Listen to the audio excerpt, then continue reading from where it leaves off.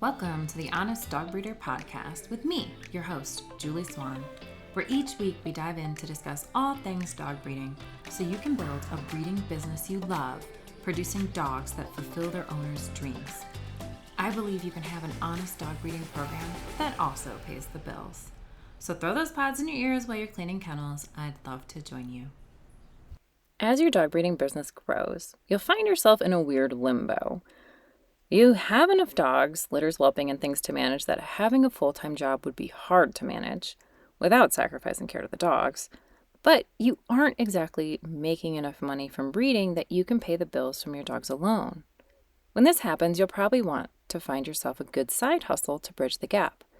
In today's episode, I'm excited to share 5 non-dog related side hustles that will help you bridge the financial gap between standing up your dog breeding program and the tipping point of being officially full-time, where the dogs are paying the bills. When we look at side hustles to complement dog breeding, the biggest thing we are looking for is flexibility and time. Just like it's difficult to go to work at set times because dogs don't do things at ideal set times, we need work that we can push off when the dogs need us. The first side hustle on the list uses your vehicle to make money. The gig economy is on the rise, and so DoorDash, Uber, and Lyft are great ways to make money when you have time to make money. My brother Luke is an encyclopedia. He explained that when you are deciding to take DoorDash jobs, you need to know your numbers, how much fuel and time it'll take you to get the food and deliver, as the payment for service is a combination of base pay, which varies, and a percentage of the meal cost, plus how desirable the delivery is. It's this complication that can make or break your time as a DoorDasher. The same goes with Uber and Lyft. These services also have a somewhat complex rate structure. They have a per minute and a per mile rate. This way, if you get stuck in traffic, you aren't burned in your earnings. To encourage more drivers to show up during peak traffic time, there are bonuses or rate adjustments.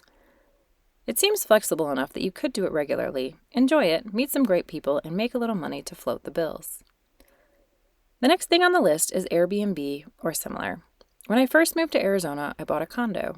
It was a nice little place, simple, 2-bedroom, 1 bath, just under 1,000 square feet.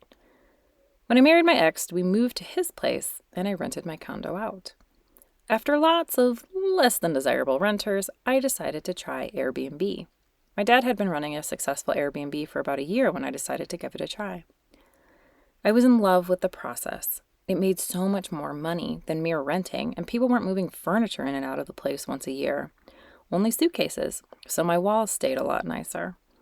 Booking nightly stays also really helps keep the place clean, since it gets a deep clean between each guest. This means there is never hard water or soap buildup on the shower, which can be murder where I live. And the fridge never gets gross because it's cleared out regularly. Anyways, the time investment can be a bit much in the beginning since you have to set everything up both in the place and on the website. But once it's set up, it's fairly easy. The app on your phone is where you do nearly all your communications, and so it is really simple to work through wherever you are, even in the kennels. You might be like, well, Julie, people don't just have extra rental properties sitting around. And yes, I know that isn't the highest probability. Just the same, if you do, it's a great way to maximize the money for the space. You can also rent a room in your home, an RV, and I've even seen people set up a teepee for an Airbnb. Regardless, if you choose to do an Airbnb at your home with the dogs, know that not everyone is happy with dogs. So you want to make that clear.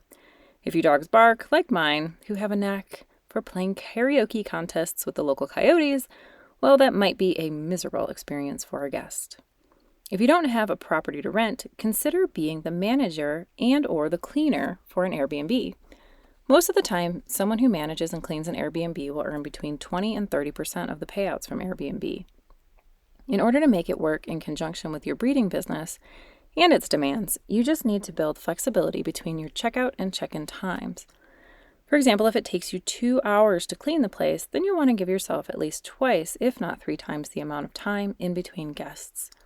So in this instance, make checkout 10 or 11 in the morning and check in no earlier than 4 or 5 in the afternoon. And of course, always have double sets of towels and linens so you don't have to wait on laundry. To make managing guests and their needs less time-consuming, as in they won't need to contact you so much, make sure you take the time in the beginning to make a nice guidebook so they know how to use the TV, where the light switches are, etc. You can even use a label maker for some stuff to make it easier. Airbnb was a great assistance when my facilities weren't quite up to par and I didn't have enough litters to cover the bills. As a spin-off from cleaning and managing an Airbnb, there's the opportunity to be a house cleaner or an odd jobs cleaner. For example, my mom runs a successful home cleaning business, and she says her clients always need her to do additional tasks beyond standard cleaning. Sometimes that's something like cleaning windows, this one is popular before summer, doing a deep clean of the pantry or the oven or the fridge. These cleanings aren't part of a standard home clean and should be scheduled separately. She is pretty busy already, so there's an opportunity to pair up with a house cleaner to help take care of those tasks for her clients if she's too busy to take them on herself. It helps you, helps the client, and helps her because the client is taken care of. Another bit of odd jobs cleaning can be yard cleanup. Where I live, lots of people have larger properties, like 4 to 5 acres, and our winds are terrible. So many people have trash that has blown to the fences and just needs to be picked up. Other people have brush or other yard maintenance. If you have a truck, it's easy to haul away some trash for them. These sort of jobs give you excellent flexibility, plus they're outside, and I always prefer that when possible. You might get into helping people clear out estates, moving things, selling them on eBay, or getting them ready for auction. It's really exhausting for loved ones to go through their family members' stuff after they pass, and sometimes it's easier to hand that job to someone else after they take the memories they want to keep. If they commission you to sell things for them, depending on the item, the commission can be anywhere from 10 to 50% of the sale price. Another great option is being a virtual assistant, often referred to as a VA. A virtual assistant sounds like a lot of commissioning of Siri to do your bidding, but in reality, a VA is a person who usually works from home, on their computer, assisting another person with their tasks. If you have a skill set that would accommodate this, it would be fairly easy to make it work as a VA. For example, if you're great at social media, you might be able to help someone schedule their social media posts, manage comments and messages, or even help them create a social media plan. Maybe you're great at website design. You could build websites. If you're a nerd like me and know your grammar, you might be able to edit people's work. My brother edits my podcast before it goes out, and he helps me remove all the times I overuse the word that. I'm terrible with that one. The great thing about being a VA is that you can work with anyone in the world. This allows you to find a great niche that you're good at and enjoy. It benefits your breeding program because VAs are generally contracted workers as opposed to employees. There are a few differences between the two. An employee can be told where to be and when, but a contracted worker is given a job and it's at the discretion of the contractor as to when it's completed. The employer could say, I need it done by this time and to the standard, but the contractor gets to decide how and when. This means that you never have to worry about calling in to work as a VA. You'll just need to be diligent in getting things done on time. VA pay is pretty decent, too. Although the work is generally designed around a set amount of time, as in you're paid for giving 4 hours a week to the employer or something like that, it's often more of a to the mission standard. Sorry, that's like Army vocabulary. In the Army, there was time standard, meaning we went until a certain time was completed, or there was mission standard, which was we went until the mission was completed, regardless of the time.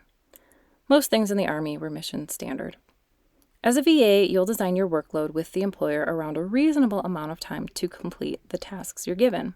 But most of the time, you'll set that workload and then work as long as needed to complete it, which will usually take more time in the beginning as you're learning, but should level out and be faster as you go.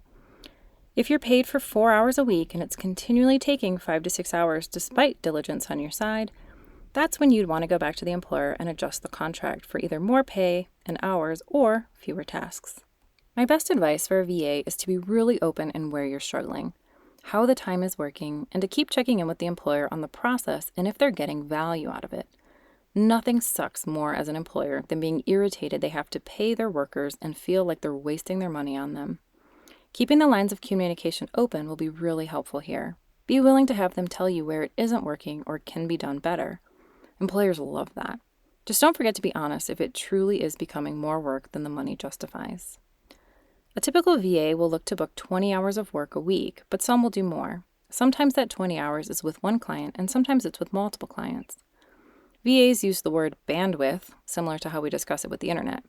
So when you're pitching yourself as a VA in the beginning, let them know you have more bandwidth. That way they can try you out for fewer hours and less cost, and increase the time and pay as you get a flow, and they are seeing increased profits in their business because of your work or the time you're freeing them up for. Do you have a knack for teaching? Another great way to bring in some quality side hustle income is through tutoring or giving lessons. My daughter's guitar teacher is very talented. He's a great teacher, he's patient, and he has a lot of passion for what he does. He teaches guitar lessons and has a great business for himself. With people's new comfortability with Zoom and online face-to-face meetings, he can have students all over the world. Not that you need to have students all over the world, but it is nice to have the flexibility to have a lesson even if the student is out of town. You might be great at math or English or a special science like physics or chemistry. There are always students needing a little extra help in these areas, and so you could reach out to a local high school to see if there are students who would benefit from your tutoring services. Maybe you have a horse and you're guilty of not riding him like you had hoped you would. Life gets busy. If you can give lessons on your horse, then you'd hit 2 birds with 1 stone. The horse gets ridden and exercised while you bring in a little side income. Lastly, and this isn't exactly a side hustle, taking special care of your spouse who is working full-time. If you are in that lucky spot where your significant other is covering the bills before your dogs are profitable, then here's my gentle advice to prevent burden on your family. For starters, be super supportive of their work. I don't always know everything that goes into Bill's work, but I try and take the time to ask him not just how his day went, but what he was working on. For example, he told me he was plating floor trusses. I may have helped with construction down here, but we weren't building homes that had second floors, so this wasn't instantly understandable to me. Regardless, I asked enough questions so I could understand it enough to appreciate it. I think this little extra support and understanding goes a long way in a relationship. No one wants to feel alone, but if your significant other doesn't understand your daily life, it can feel lonely. Like there's a whole part of your world that they don't understand. Just the same, I don't expect Bill to know everything about dog breeding, but he knows the name of all the dogs. He knows their personalities, and he's very aware of the daily and weekly tasks in my breeding program. And now, the podcast and the Dog Breeder Society. Giving your spouse a little understanding, appreciation, and respect, especially when they are paying the bulk of the bills, goes a long way. The next piece of advice is to take some of your free time and make their life a little easier. For instance, if your spouse has to leave early in the morning, maybe you could get up and get the coffee ready while they're in the shower, or make their lunch. These simple acts show that you care and recognize their contribution. If you're noticing that these are acts of service out of the 5 love languages, I'm impressed. That book is fantastic and has helped me a ton in my relationships. Not just with Bill, but also with my kids. As you may have guessed, one of my stronger love languages is acts of service. Lastly, I highly recommend that you do your best to reduce that chaos that dog breeding can bring to your life. For example, if your spouse is a light sleeper, you might not want to whelp puppies in the middle of the night in the master bedroom. This also means keeping things clean and organized as best you can. One of the upcoming masterclasses inside the Dog Breeder Society will discuss setting up facilities both for new breeders and for those ready to build an actual facility, so you can manage your dogs and they aren't taking over your life. Or, if your spouse enjoys chilling on the couch with you at night, don't save all your dog chores until after dinner. Try and have them done before your spouse gets home so that you can relax together. They say in order to maintain a healthy relationship, you need to spend a minimum of 90 minutes per week discussing your days, your life, your struggles together. It doesn't need to be like a set time to talk, like every Thursday night we must sit for 90 minutes from 6 to 7:30 and discuss life. But it would be good to provide many opportunities to have conversation throughout the week. You don't want to be stressed for these moments, so get the dog stuff done early so you can give your attention to each other. I hope this gives you a few ideas to get your brain working on ways to supplement your income while your breeding program picks up the pace. The transition can be difficult, but usually that's because you feel stuck between the time demands of your dogs and the financial demands of your life and dogs. If you can figure out a way to supplement the income in a way that works with your breeding program instead of pulling you in 2 directions, the transition will be a lot smoother and less stressful. Not just for you, but for your dogs and family too. If you haven't had a chance to enroll in Dog Breeding 101, we are coming to a close of the discounted launching price. The doors close on April 9th. I'd love to have you in on the inside. The course is just $99, but after April 9th, it will go up to $150. Besides that, you get a free 90-day trial of the Dog Breeder Society, a $105 value. Get the confidence to start your breeding program off on the right foot, selecting great breeding dogs, raising puppies to be healthy and happy, and send them home to amazing families. Enroll and get more details at honestdogbreeder.com/DB101. That's Delta Bravo 101. Thank you for joining me for another episode of the Honest Dog Breeder podcast with me, your host, Julie Swan. I'm so grateful you've brought me along on your breeding journey. Thank you again, and I'll catch you in the next episode.